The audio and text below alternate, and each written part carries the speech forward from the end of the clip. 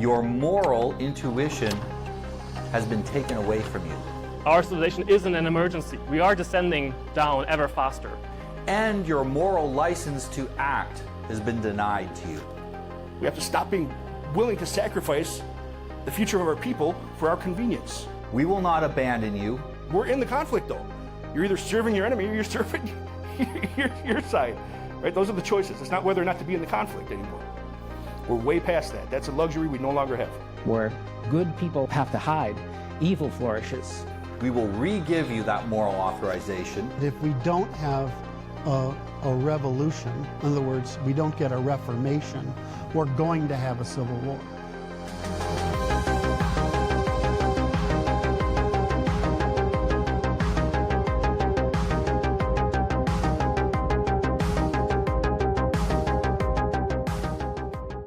Right, welcome everybody.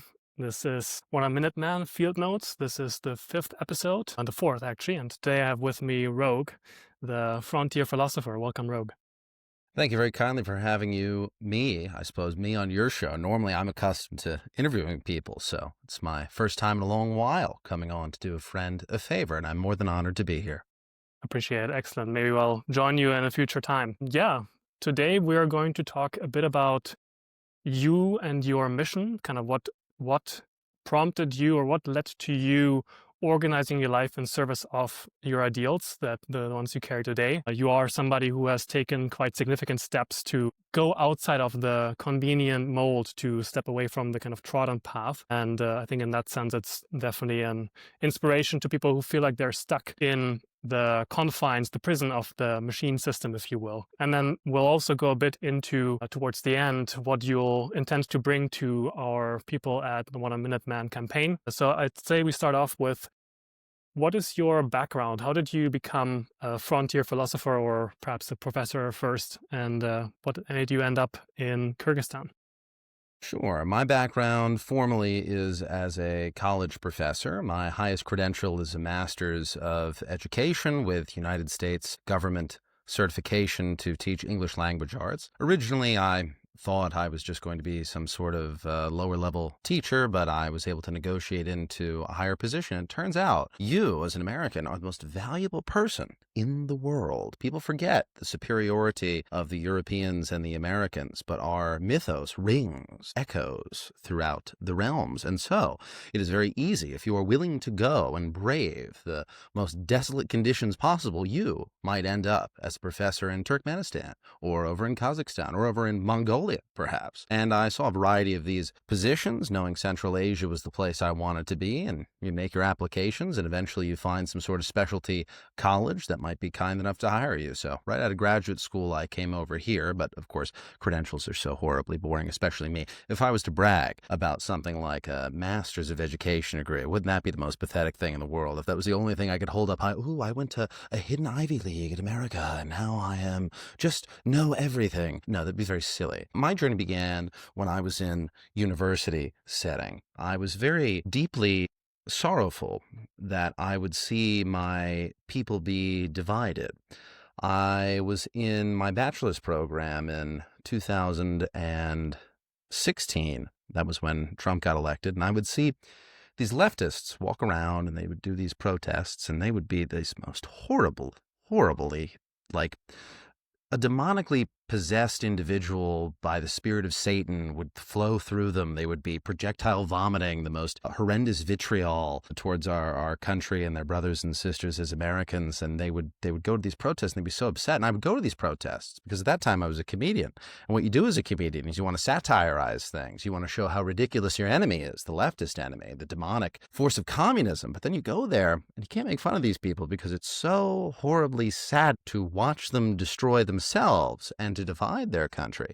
And then you start to feel not sympathy for the enemy. You start to feel sorrow, and you start to question how might they have arrived at these conclusions, being on the radical left.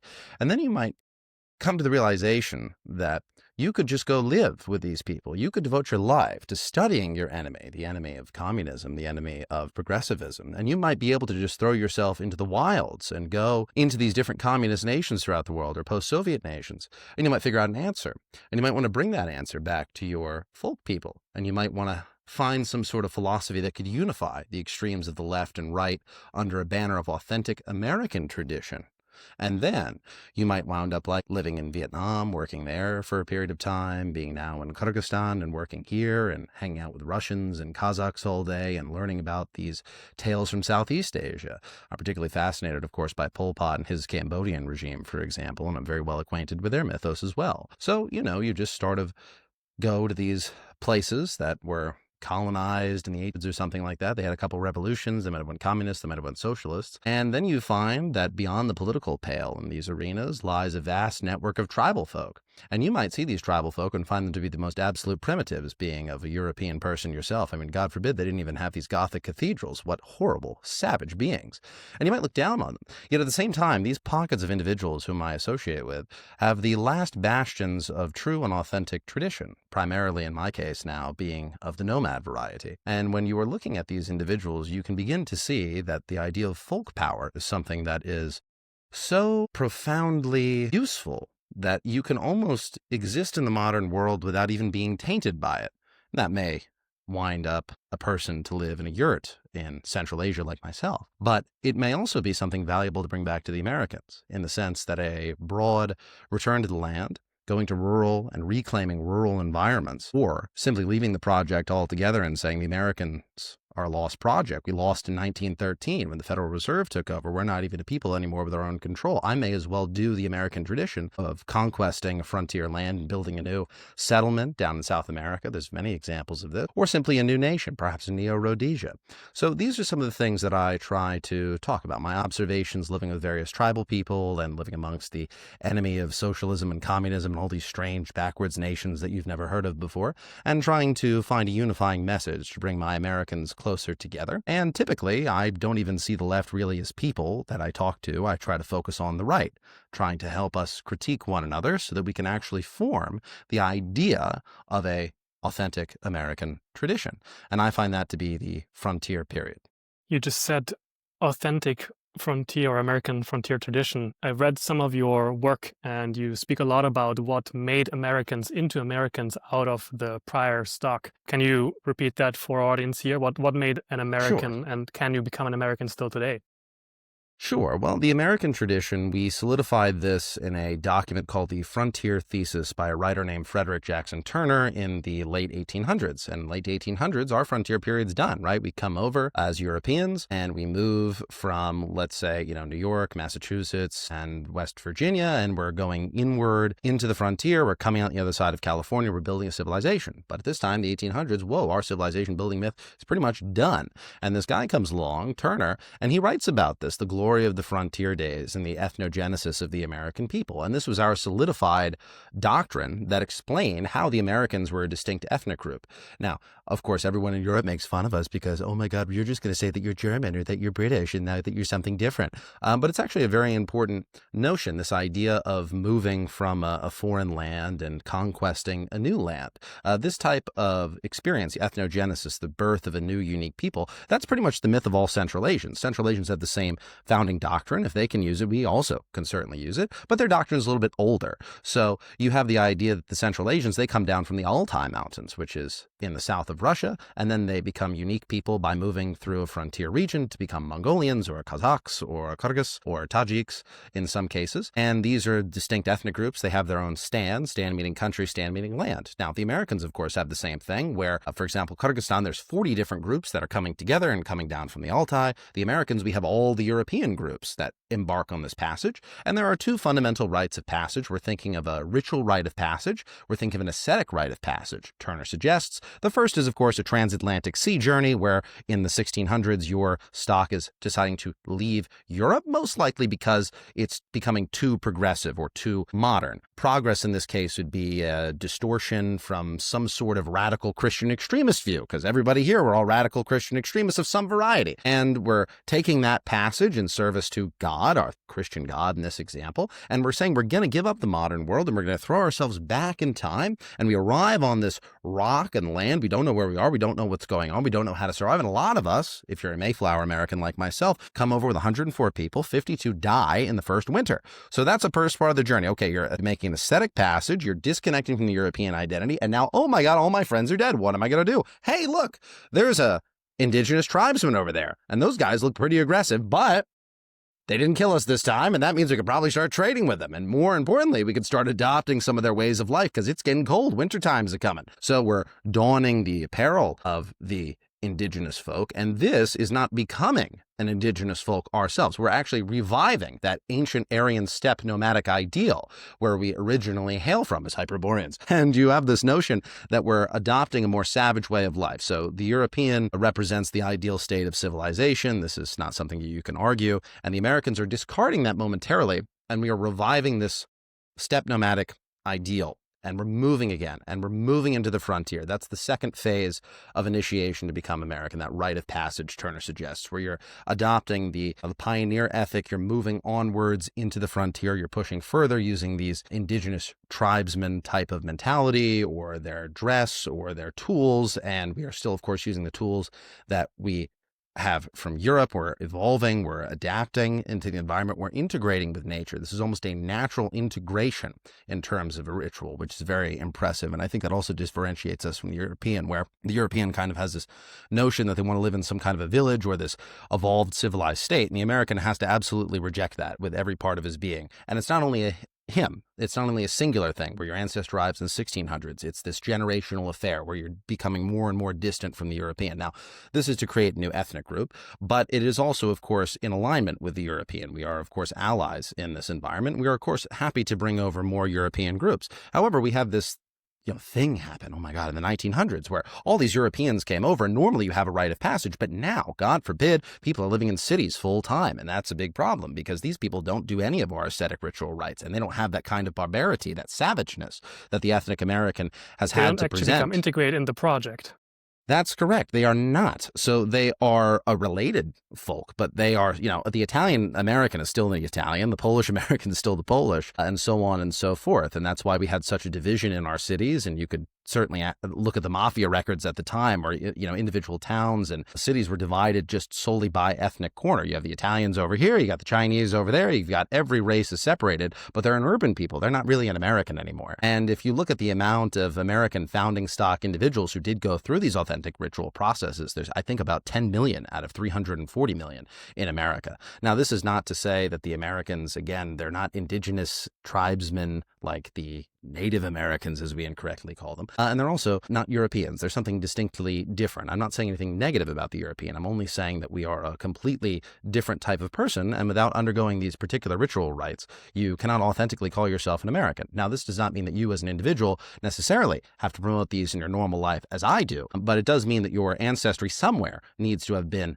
a member of our frontier stock. And it is my view as a traditionalist that this particular stock should be considered our aristocracy, where these members, us 10 million, should be the ruling party alone. We should be the ruling caste alone, and we should be alone continuing to revive these agricultural traditions. I mean, even when you look at the first presidents, for example, they were all still integrated with the land. Most of them are landowners and farmers themselves, whereas today we have whatever's going on in the White House that I will not comment on at this time. Yeah, whatever that is. I don't know. I couldn't imagine like a city New Yorker being like the president of my people. It's like disgusting to me just to see something live in modernity without any, George Washington was a surveyor, for Christ's sakes. He was braving frontiers that were unimaginable to even his parents. These things are very important to the American. And so I myself must be a conduit for that philosophy. It would be very negative if I lived and worked in the city exclusively. I try to spend all my time with nomads or different tribesmen from around the world. And my new project is bringing individuals out who want to rebirth this kind of frontier epic, and we bring you out to the frontier. And for now, we're raising capital to experience kind of like a tourism activity. But eventually, I'd like to go down next year into South America and start meeting with these. Let's say there's a variety of Mennonites there, Germans, and they have their own self-sufficient communities as Germans do. And I'd like to go try to make some films and bring members in there to show you how to build your own community, even if it's somewhere out in the Amazon, which is entirely acceptable as far as I'm concerned. Excellent. Yeah, I think part of part of the difficulty in speaking to people today and having them understand that American can actually be something very specific with a specific process attached that made somebody into American. It's very hard because people don't really see themselves as members of a folk or members of a people anymore, mostly. They see themselves as individuals in this hyper-individualistic, atomized state. And my understanding, never having actually read Uncle Ted myself, but of course having listened to and talked with people and friends who have, he was one of the people that most poignantly articulated how this experience of being separated from nature and being integrated into this technological system and hyper-socialized leads to this sense of disconnection from something larger than oneself, I would assume. Given that I don't have the first-hand reading experience, perhaps you can actually enlighten me as well, not just my audience, as to what he was actually saying and why it is so crucial that people today, especially people who think of themselves as on the right, understand his message and take it to heart and not just have it be something that they shout from the internet rooftops. Sure. My philosophy online, I primarily work with, I suppose, two thinkers. Majority, my focus is on Evola, Julius Evola, a traditionalist writer, primarily published by Archetype, and Ted Kaczynski. Now, the reason I've chosen to focus on Kaczynski was because of the pandemic period. If you believe in civilization as a virtue, after the pandemic, you are the direct cause of our decline. What I see during the pandemic period, to narrate this properly as an adventure tale for your listeners, I was currently motorcycling throughout Vietnam. I was going from the north of Vietnam on the border of China down to the depths into Saigon and over to Cambodia. I was originally trying to go to Myanmar, and I couldn't do that because the Vietnamese closed the borders on me. And then I tried to settle down in Saigon for a while. And it turns out when you're in the middle of a pandemic and you have a thing called a lockdown, which coincidentally all the other countries have, you're going to be very motivated to reopen American POW camps, refurbish them, and tell them, hey guys, if you aren't going to get vaccinated, we're going to throw you in the American POW camps. Now, you might be thinking, oh my goodness, the American POW camps. Well, don't worry guys, the Americans, they called it the Hanoi Hilton. They were so excited to be interned in our camps and be tortured that they literally called it the Hilton, which is the nicest hotel chain in the world. So when the Vietnamese government said that, I said, oh no, this is going to be a very large problem. I should probably skedaddle and go back to the Americans because the Americans will fight anybody. They would never get locked inside. They have their guns. And I go back to America. And by the time I arrive on my soil, we already have several 100,000 who are already vaccinated. And I don't understand this because we have alleged freedom at every fundamental aspect of our being. We cry, the Americans, that I'm so free. But remarkably, the Americans were actually enforcing this on themselves. There was actually no law where you're mandated to get a vaccine. You could just write up a simple religious exemption, as I had, and I tried to have others do. But no, we needed to ensure everyone was in their homes taking a vaccination. And then if you look at the VAERS, which is the Vaccination Adverse Reporting Software, you could see in their calculations that they only released 1% of the data at a time about the amount of deaths. And if you just simply say 1,000 deaths in the first couple of days of vaccination out in January or February. Wait a minute, 1,000 and it's only 1%. Oh, hundreds of thousands are dying at one time, according to the U.S. government. And apparently no one can read this. And oh my goodness, are we all dying? Are we all being poisoned by our own government officials? Well, that would be very strange. And then, oh, what's everyone else doing? Everyone in the entire world. We're all just going to agree. The Chinese and the Russians and the Americans, we all hate each other and we're proclaiming to be enemies, yet we're all doing this kind of lockdown thing. Oh, the Russians, funny enough, they didn't accept the of course, so they have to go to war now. Interesting. Okay, so we're getting vaccinated or dying. Oh, what about Tanzania? Hey, Tanzania, you, the president over there, you said that vaccines, they don't work at all. They're actually something very nefarious. Oh, you died 2 weeks after that statement in a mysterious death. And then you got replaced with somebody who has very close connections with the WHO. Wow. It's almost like this was all written down in a document from 2010 by the Rockefeller Society. And then you go through these things and you have that schizo break that brings you on Twitter and makes you a right-wing person. We all know that this is our similar journey, us modern folk. And then you start to think about technology. Well, how is it that the entire world could work in total unison? And then you would have one option where we're all controlled by a shadow elite, but people talk about that all the time. So that's not good if you're a philosopher. You can't just parrot things that other people have said. Well, therefore, it must be the technology itself. Perhaps our view of technology is incorrect. And then you go down the rabbit hole of, well, who writes about technology? And the answer would be either Ted Kaye or Jacques Ellul. Jacques Ellul is a French sociologist who was, I suppose, the first anti-technological thinker that I'm aware of. And Ted Kaczynski just translated his work basically into English and gave it a very, very brief summarization, so to speak. So all of Ted Kaye's ideas are actually from Jacques Ellul. Jacques Ellul has the idea that technology has become, quote, autonomous, which is the fact that technology is not even about the machine. Okay, technology is not about the tool. It is about the process of progress itself, as I call it, this will to go onwards and upwards and advance. And because we think that technology is advancing, we're very happy to serve it. We're very happy to send our children to school for 12 years, remove them from their clan, remove them from their folk identity, remove them from even their individual identity, and their training every second of every day to become a specialist. And you are a specialist whose sole job is to expand the technological system, and the more you expand it, the more you get paid as well. And what do you do with that payment? Of course, you spend it on comfort. The idea humans are easily bribable with comfort. We love to live comfortable, civilized lives of luxury, but that is the lowest level of form, physical material reality. And because we are so attached to the lowest level of forms, we cannot access this idea of a folk consciousness or a higher level of identity, or a higher level of destiny, you could say. Or if you're a very pagan-esque individual, you cannot let the ancient gods flow through you in archetype. And this might become a problem because if you have no identity, your identity is only coming from the system, and the identity must come from the system because you are in total subservience to the system. That would mean that you are also breaking away from your folk. And that would mean the individual actually has no value. And thus we become, poison the people with vaccinations, poison the people with medicine, because that's a material comfort, but it's actually a poison at the same time. And then the people are weakened, so they can't fight back. And they've proven they will not fight back because of no resistance to any global lockdowns by a single country in the world, zero resistance. Now we have a new definition of a person because you have no meaning and you have no strength and you have no power because you live for the technological system. We changed the definition of a human now, don't we? Because a German isn't a German anymore. American's certainly not American. You're a person to move numbers on a spreadsheet. And that means we need more of you to move numbers on spreadsheets.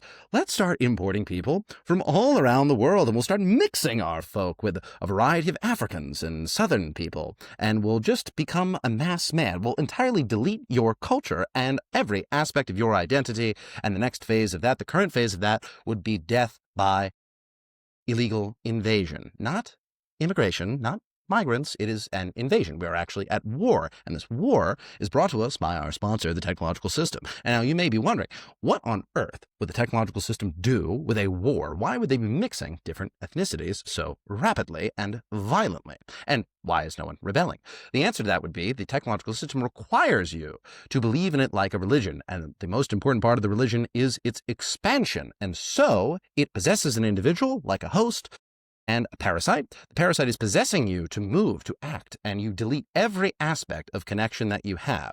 The identity of a person would be a very big problem. For example, I wear ethnic clothing that is made by local folk here in Kyrgyzstan, and those local folk, it takes them a very long time to hand thread this. So, thing is a big problem. You can't have any ethnic clothing. The Vietnamese have to look the same as the American. We all have to wear jeans because jeans are easy to mass produce. If a craftsman's taking so much time to build something with beauty and imbue it with beauty, that's an issue. You're not going very fast. You can't produce more quantity. We are in the reign of quantity, not quality. And so everything around us begins to become valued at the lowest level of quantity, from the individual to our art to our designs. That's why we used to have these big cathedrals, and now everything becomes the same. We're about rapid production of total and complete sameness. And hey, there's our definition of progress. That's actually what the technology is. It's a rapid degeneration downward to the lowest level where everything is commoned out and everything becomes the exact same identity. And the only identity you're allowed to have is servience to the technological system.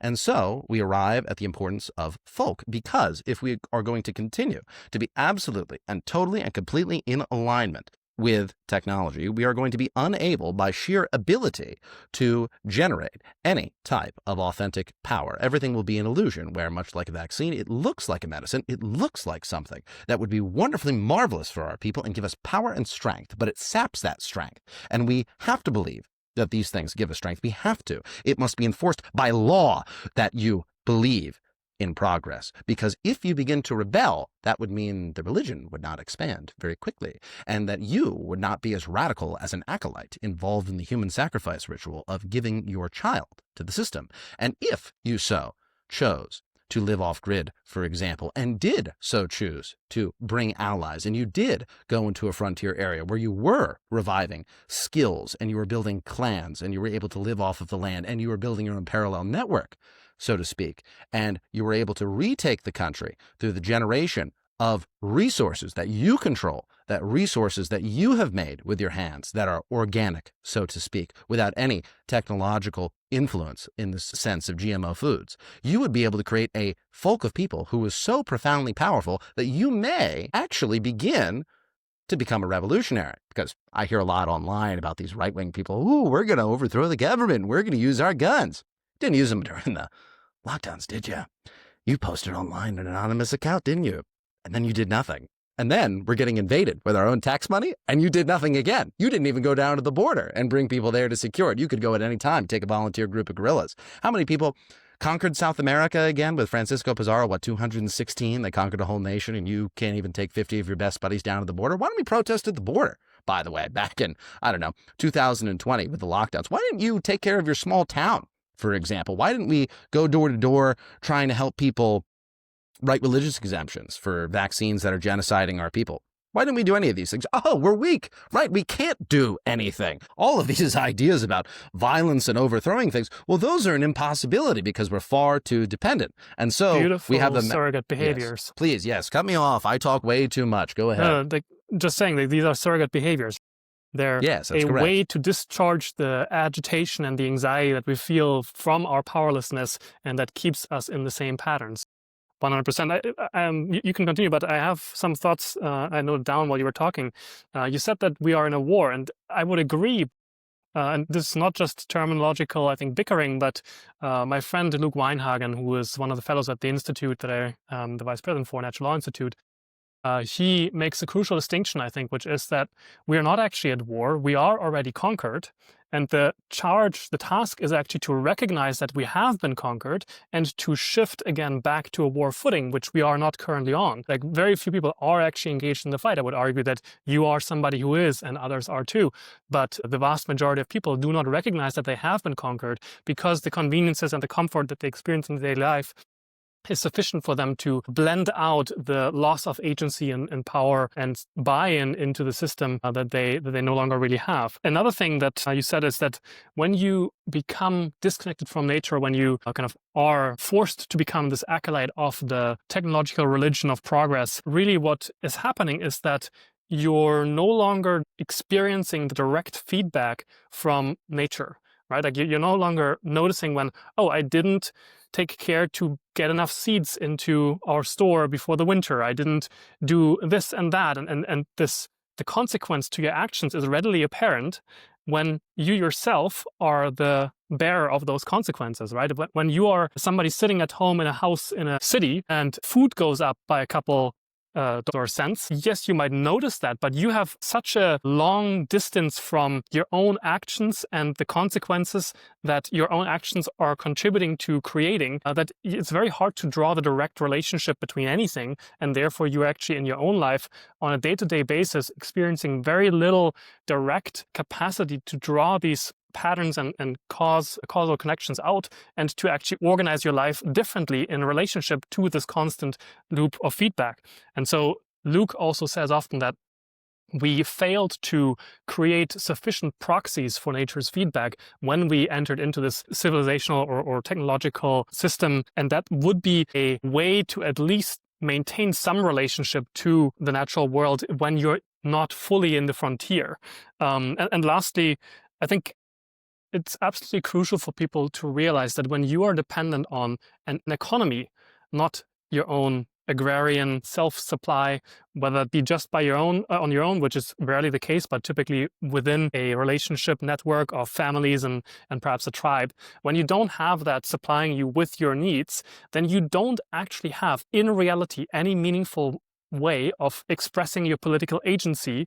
And voting is not really political agency. That is a once in a couple of years act that essentially is just a head count for where are people at in their ability to be propagandized one way or the other. And so the point is, if you want to actually express political agency or any kind of agency on a level larger than your personal direct own life, then you must have the capacity to withstand pressure from whatever source it comes. And so I myself experienced this too. I was able to avoid the vaccination drives, and I would have taken much more extreme measures had I needed to, but that was primarily the case because I was able to kind of go under the radar and be a guest in my parents' or other people's homes rather than to be somebody in the regular above-board economy that is being tracked and therefore put under pressure. So I just want to emphasize again to our listeners, saying that you care about something and saying the right things is not the same as having an existential relationship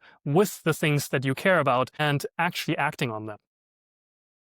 We have the American phrase of manifest destiny, which is the call that God has specifically chosen you, yes, you, viewer, to do something great. And you have to commit to the conquest of that greatness. Now, the idea of achieving greatness means the total detachment from material comforts. These things are burdening your soul downwards, and it is orienting you into the dust, into the bugman state, you could say. One who is possessed not only by technology, but by the archetype of the man-child. This is a lecture I gave last week to my students. I think it's the most important thing that you can know in the modern world. It doesn't matter if you agree with me. It doesn't matter if you like the frontier ideas that I present. It doesn't matter if you are an insane person and agree with Ted Kaczynski. I understand that my theories are strange, but the idea I wish to speak about now is the idea from Carl Jung called the archetype of the man-child. Jung believes that ideas possess people.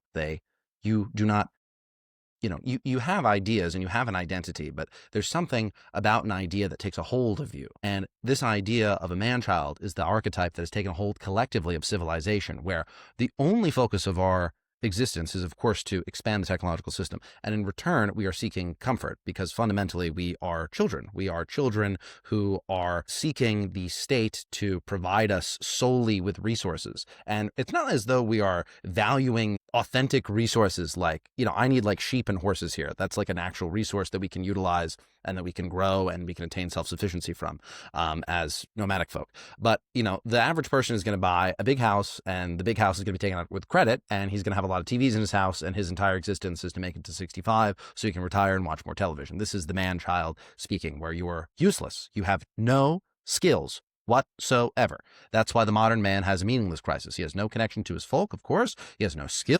Of course, he has no authentic motivations or desires. All this notion to get more and more comfortable things, that's an inception by the system to ensure that you're weak, because instead of going out and conquering a frontier and building a nomadic clan, as I unironically am doing, you would be sitting at home and playing video games all day, and that would be your surrogate activity, where you should be doing something and it looks like you're being productive, it looks like you're relaxing, but you're actually playing the role of an adventure, you're playing a big game. And that's what we do online as well with our anonymous accounts. Now, I'm not saying, obviously, especially if I'm talking to a German, right? You guys are in like a total surveillance state. That would be, I think, a sin against God. I think I should be publicly executed. I think I should be publicly executed if I said that you should use your real name and real address all the time. That's not what I mean. I'm asking you, or the people who view my content, is, would you like to become a heroic type of person? Do you feel called by God to manifest that destiny again? Because that's the fundamental American tradition. And if you are one who is called by God, you should be acting in real life with allies. You should be organized. And because we are all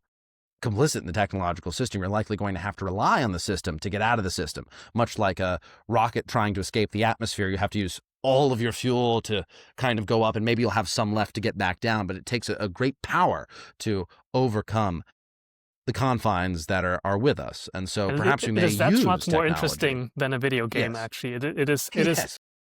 that much more rewarding and challenging as an activity to engage in, to get direct feedback from the success and the failure of your own ventures. I think this is one of the things that I always looked up to Americans as a German, that we don't have that tradition of this ambitious frontier adventure spirit, at least not for the last couple centuries. And so in Germany and in German culture, it is not very much looked up to when somebody strikes out out of the existing structure of relationships and create something new, which is also why we have very little capital formation, actually. You generally speaking are aiming to become an employee of a large company or something like that. And so in my own story as well, I took the same call perhaps to heart. In fact, I wrote a vow at the age of 21 that went something to the effect of wishing to know, love, speak truth, and so on, these kind of great, I think, virtues that are timeless. And I left my country, my family, and my education and went down to Chile, another, perhaps not a frontier's land, but I nevertheless went there, followed the call of an American who was doing entrepreneurship boot camps down there with his people, and participated in one of those, then became part of the team. I think this experience taught me so much about the value of suffering the consequences of your own delusions and then also reaping the rewards of your own sacrifices. And when I came back to Germany after 2.25 years away, I recognized that the people I had called my colleagues in school or in university, the concerns they complained about were so banal. That they didn't get the mark that they wanted, or that the car that their parents gifted them wasn't the brand or the model that they had hoped for. And I was just shocked and appalled how this could be something producing an emotional amplitude of such magnitude that this would actually bring them down. And so I want to emphasize to our audience that yes, it sucks at first to go out of the couching comforts that grant you the ability to defer the difficult tasks that will actually move you ahead. But the longer you go that direction, the sooner you start on the journey, the more meaningful your life will overall be, and the faster you actually arrive at a place where you can genuinely look upon yourself and your accomplishments with pride, and not in a naive, vain way of, look at me, I through no acts of my own do I have these privileges that my forefathers actually created and that I'm just a consumer of. No, I'm actually recreating the duties that they took up themselves and contributing to the larger project that they started on. I think this, to me, is kind of the core of tradition. It's to look back at the forces that gave rise to you, your father, and the fathers that he came out of, or the generation that he was part of as well, and to be grateful that their sacrifice led to your existence, and then to honor that sacrifice by doing the same with your descendants. So am I now, kind let of... me explain the idea of this, right? So, you talked about, hey, my culture is a little funny. These people are very fixated on material goods, and if they don't get those goods, their entire life revolves around getting more goods of different definitions. So this is what Kaczynski talks about of a surrogate activity. You're constantly grasping at material, but it's not real in a certain way. And people can feel that, especially young men, I think, all along the West. They know that something funny is up. You can look at our movies, the collective unconscious. You can see everything's about the Truman Show, the Matrix. We live in a false and fictitious world. And the heroic type of character has to see the falseness of the world, and he has to reject it. And that rejection, the American spirit is predicated on this, right? It says, hey, I'm in the most advanced civilization in the world. I'm in Britain. Holy crap. This is amazing. Wow. All right. See ya. Yeah, it's gone. I don't want it. No, thanks. I'm good. Thank you. I'm going to go and get eaten by bears on the frontier and probably die. 50% chance of death rate first year long. Fine. Okay, great. I'm going to go to Chile. Okay, cool. And then you wake up, you say, oh, this is what it means to be a European. I'm naturally superior. We have a superiority because we have a tendency to throw ourselves in these positions, and we have a tendency to forge ourselves into great men. And perhaps we should stop pretending that we are not great men. Perhaps we need to understand that we are a conquered people because of our own passivity and our own uselessness. And to conquest again, we must return to a land where we can make new skills and we can develop authentic forms of folk power. And this idea that we have online of, we'll just go into urban environments and we'll retake the institutions of power and we'll become powerful. You might be corrupted by technology, and you might think that you can overcome that corruption by getting more and more into the beast and its clutches. Certainly will deteriorate you more until you lose more of your identity and become nothing. Nothing is what most of us are now. We need some type of principle to unify under. And when we think about the idea of tradition, it is exactly as you suggested. which is thinking about what the ancestors have done. Because if you look at the ancestors, you might find that there's a very specific thing that you already know how to do, and it's in your blood. For example, I went back to America recently, and I have these very large books on my ancestry. Like, we have several thousand pages per grandparent. And I was sifting through these books, and I learned about one ancestor in particular. We have some, of course, who come over on the Mayflower, and then we have the next batch after that from the Mayflower, a man by the name of Peter Winnie. He's Flemish. So he's from Zut, I think is the island that you guys have there in Germany. And he came over to Curaçao with the Dutch settlers, and then he went to America, and he was the first person to go to places like Rhode Island and places like New York, and he actually established the first trade routes with the Indians in these different regions, and he was the one that did all the negotiations between the Indians and the different settlements, and he actually was gifted thousands and thousands and thousands of hectares of land by the Indians, or Indian deeds, I think they'd be legally referenced as. So we can see that, my life makes total sense. I didn't know this until I was 28. My entire family lineage is predicated on negotiating with Indians and foreign tribes and Western people. And then magically, I'm doing that right now. Like, my entire life unknowingly is negotiating between Western people and various tribal populations throughout the world as my legitimate academic career. And also my second business that I started as well, where I'm bringing people into these experiences. So your destiny may actually already be written for you. And we have this book in the 1920s that kind of answers that question for Americans, called The Great Gatsby.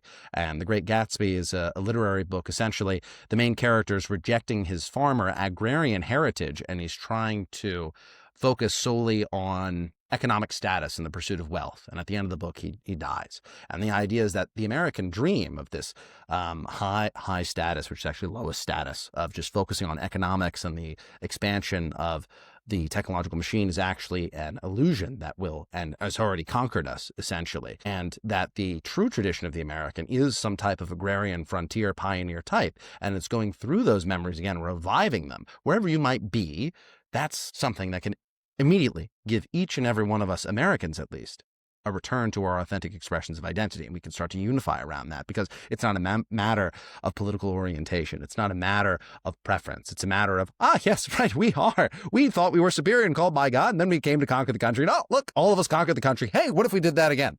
What if we do it in a new way? And what if we revive those traditions, let them flow through us? Then we can organize in real life, and we can stop hiding behind online accounts. Then we might be able to actually do something, God forbid. It's not a political position, it's a way of life. I think understanding the difference is crucial if you wish to leave this sense of aimlessness and disorientation behind. We have about 15 minutes left, 10-15 minutes. I'd like you to now talk a bit about what you will bring to our people at Modern Minuteman and what they can expect to take away from joining us. Sure. I think the fundamental element, mostly I write online about Evola. I have an obsession with Evola. I did 2 podcasts with Arctos. I'm in love with this particular thinker, an Italian thinker, and he is so strange because he was basically employed by Nazi Germany to critique the Nazis for not being traditional enough. And that's a very weird position. Like, hey, we are really crazy people and you need to ground us more in our authentic traditions as Europeans, because we're taking some ideas that look traditional, but maybe we're not so successful at it. So come on over, Evelyn, and critique the Nazis. No one else, who would be employed to do that? So that's kind of my position with writing online as well. I'm critiquing the right wing to try to make us more strong and ground us in tradition. Naturally, I would be acquainted with this particular thinker. And I'm introducing you to Evola's idea of, ancestral blood memory, going back into the blood and unifying with folk, of course. That's important. But more than that, we're thinking about this idea of a golden age heroic type of figure, where the ancient Greeks had a pre-Socratic philosopher named Hesiod, and he wrote down, I should say, the ancient way that people would view time, which is viewing time not as a linear progression, but as in cycles of events, you could call them. And in these cycles, there's 4 of them. The first is a golden age, last is an iron age. Golden age, obviously, starting off with the best, and then it progressively goes down, down, down, down, down, and you degenerate. There's one period of time called the heroic age, and this idea is defined in 2 sentences, so it has actually no definition. I'm lying. I'm making something up.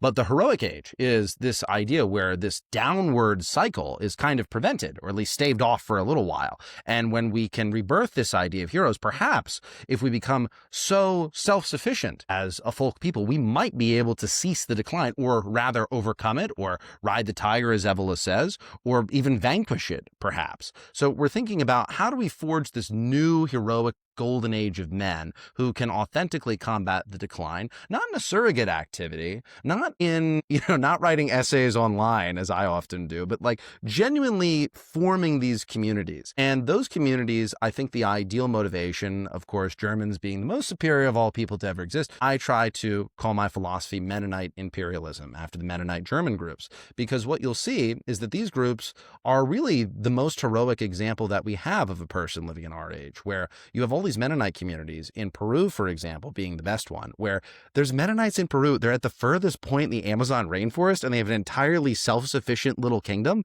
and no one seems to care. Oh yeah, the Germans, they just packed up and they moved from Pennsylvania in America to Belize, and then they moved to Peru, and they have the Amazon basically like to themselves, and they're like rebuilding civilization from actual nothingness. And, oh no, these people, they're running away. They're running away from the political process. No, those heathens, God forbid. Can you colonize the Amazon with your 5 best friends? That sounds interesting. I want to hang out with those guys. And we've got these Mennonite populations all across the world, and they seem to be able to maintain their own German language. They only study the Bible, and they have unique embroidered clothing. They have skill sets. They have pretty much everything the right wing pretends that they have. Far above replacement fertility. The only ones, by the way, it's just them and the Mormons. So do you want to be a Mormon? Do you want to be a Mennonite? Do you want to be a secret third thing? I'm thinking we can make a third thing. And we have to think about, listen, did you kill anybody when they did lockdowns? Did you kill anybody when the invaders came? Did you kill anybody when they started burning down your churches? Okay, so you're not killing people. You're not going to do a revolution. Get it out of your mind. It's not going to happen. It can't happen. You have already agreed that you are a conquered person through inaction. It's done. There is no fighting. You can't fight. Now, if you agree, eventually, by following my philosophy, just keep following the things that you didn't do already. And if you agree that you're still not going to do things, we can just abandon the whole civilized thing. We can start our own little tribes again. We can return to a full consciousness. We can get land legally. We can form an association that can purchase land. We used to do this all the time in the 80s. Remember the 80s, how fun that was? We had Italian-American clubs, and we had Irish-American clubs, and those clubs were only one ethnicity, and they could develop land. And you can do this if you're a German person. You could do this if you're an African person in your own country. Whatever you want to do, we have to return to this idea of full consciousness. We have no other choice. We have already condemned ourselves to loss. We need to get over it and start moving and stop pretending. And the idea of moving is where my new business comes in, which will probably be the final part of the talk. Rogue Expeditions, what we do is I try to bring people out and said, hey, you guys, all the right-wing new thinkers in the block, seems like you don't know what's going on. Let's take you out to go live with the Amish tribes in the Peruvian Amazon. We're going to go 60 hours in total transit time to find these people. We're going to learn techniques to build our own civilization, revive culture, maintain culture. And hey, you want something more primal? Come on out with my nomads and I to Kyrgyzstan. We have the longest tour route, perhaps even in the world, at 500 kilometers. We're riding on horses. You're going eagle hunting. These things may seem luxurious, but you're building a network of right-wing thought leaders. And then we're going to funnel you into a school. I'm also building a university where I can teach high-level academic traditionalist philosophy and revive our academic excellence. But that academic excellence can only come when we have already agreed to form a folk identity that is returning to the frontier, where we're continuing that kind of American tradition as well with the Puritan line that I come from, right? I think we're developing Harvard or something in my bloodline at some point. Like we have the idea where we're rejecting modernity and then we're building it again in our image. And we have this kind of like ascetic warrior ideal with the frontiersman that's also coupled with the ideal aristocratic educator, which is a fundamental part of just my lived experience. So I have to continue with that archetype, even though I disagree with its implementation, even when I do it. But, building an online school. Hey, you guys are so useless. It would be nice if we had our own philosophy. What if we gathered all these new right-wing thinkers and built them into a school? What if we started teaching each other? And then what if you guys, because you're listening to our lessons and you're implementing them in real life, you now have skills. You can trade with another group that also has skills. These people are totally disconnected with you, but then now we're building national trade routes. Now we're doing international trade routes. We have created an entire new parallel system where we can leave the modern world if we would like to, and we can choose how to define ourselves, and we can choose our own identity. And we have then successfully realized the call of the ancestors as Americans. We have started a parallel way of thought, a parallel way of being. We have maintained an ascetic pathway. We have revived this kind of warrior who is drastically fighting against the technological system, and he is reinventing himself as one who's dedicated to the production of skills. These types of ideas, how are we living those out in practice? That would be my presentation, or so I hope. Excellent. Yeah, I think that's a good point to stop. I just want to emphasize again, education isn't only something for your own personal individual benefit, economic advancement. It is something that puts you into the position to be a meaningful participant in your collective destiny, as the Americans have done with their manifest destinies. This is also what we're doing at Modern Minuteman, at least in the small ways that I am currently positioned to accomplish this. Will be helping us understand that heroic ideal and how to live it. And so I hope to welcome you all to Modern Minuteman. If you go to the website modernminuteman.net, that's where you can find more information, and you're welcome to reach out to either Rogue or myself.